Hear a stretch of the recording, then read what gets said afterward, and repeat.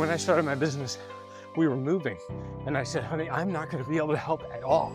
I mean, I'm not gonna be able to pack a single box. Right. And she didn't like hearing it, but it was important to tell her that ahead of time. Yeah, yeah, sure. And we didn't have a choice to not move. I mean, I had to move. Yeah. And she was gonna have to do it all herself. Yeah.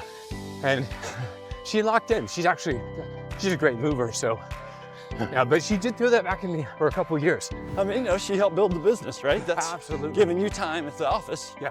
I went to grad school, started a business, worked tons of hours all at the same time, then planted a church as I was running a business. And I feel like I had tons of time with the kids. Yeah. But what I didn't do is Netflix.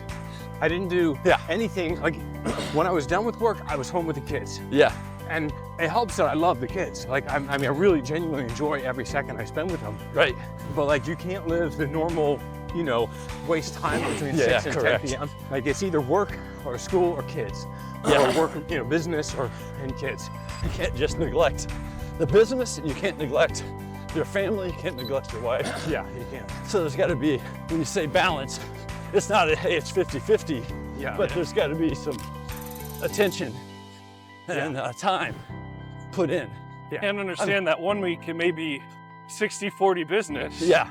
And then the next week it may be 60-40 family.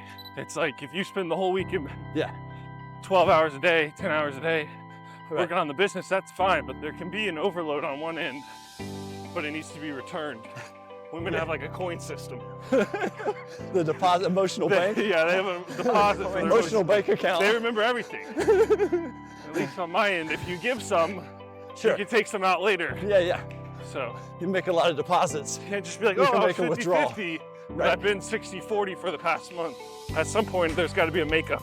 Yeah, sure. And that's just part of the conversation. Communication. Yeah, communication. And expectations.